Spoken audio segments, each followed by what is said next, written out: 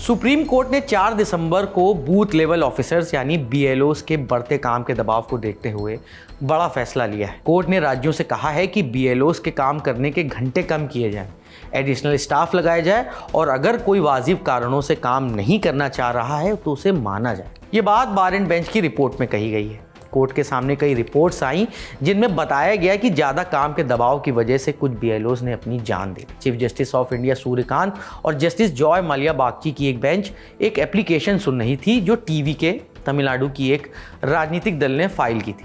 TVK का कहना है कि इलेक्शन कमीशन ऑफ इंडिया बीएलओस पर बहुत ज़्यादा दबाव डाल रहा है जो एसआईआर का काम कर रहे हैं। टीवीके की तरफ से सीनियर एडवोकेट गोपाल शंकर नारायणन ने कोर्ट को बताया कि उनके पास 35 से 40 बीएलओस की जानकारी है जिन्होंने बढ़ते काम के दबाव में अपनी जान दे दी। ये सभी आंगनवाड़ी वर्कर्स और टीचर्स थे। उन्हें रिप्रेजेंटेशन ऑफ पीपल एक्ट के सेक्शन 32 के तहत नोटिस भेजे गए जिनमें लिखा था कि अगर डेडलाइन पूरी नहीं हुई तो 2 साल की जेल होगी। यूपी में 50 एफआईआर भी बीएलओस पर हुई।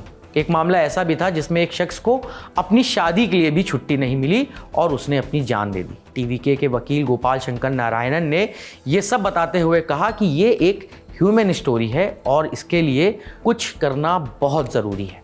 ईसीआई की तरफ से सीनियर एडवोकेट मनिंदर सिंह ने इस पिटीशन का विरोध किया। उन्होंने कहा ये बिल्कुल अनफेयर है और ऐसी एप्लीकेशंस नहीं मानी जानी चाहिए। लेकिन बार एंड बेंच की रिपोर्ट के मुताबिक सुप्रीम कोर्ट ने माना कि मामला गंभीर है। कोर्ट ने कहा कि टीवीके उन एम्प्लॉयज़ की बात कर रही है जो हेल्थ, फैमिली या दूसरी पर्सनल वजहों से एसआईआर का काम नहीं कर पा रहे।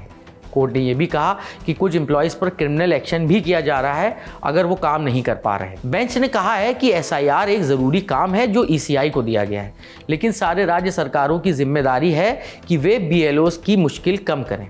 कोर्ट ने कहा कि अगर उन्हें दिक्कत है तो स्टेट गवर्नमेंट राहत दे सकती है। बार एंड बेंच की रिपोर्ट के मुताबिक सुप्रीम कोर्ट ने 3 ज़रूरी निर्देश दिए। पहला, एसआईआर के काम के लिए एडिशनल स्टाफ लगाया जाए ताकि बीएलओस के काम करने के घंटे कम किए जा सकें। दूसरा, कोई अगर किसी बेहद ज़रूरी वजह से काम से मुक्त होना चाहता है, उनकी रिक्वेस्ट को हर केस के हिसाब से देखा जाए और तुरंत रिप्लेसमेंट लगाया जाए। तीसरा, अगर रिलीफ नहीं मिल रहा तो कोई भी सीधे कोर्ट की शरण में आ सकता है, मदद मांग सकता है। बेंच ने कहा है कि ये राज्य सरकारों की जिम्मेदारी है कि जहां ज़रूरत हो वहां एक्स्ट्रा वर्कफोर्स दी जाए, ज़्यादा लोगों को काम पर लगाया जाए ताकि एसआईआर का काम इंसानी तौर पर पूरा हो सके, ना कि इस तरह से।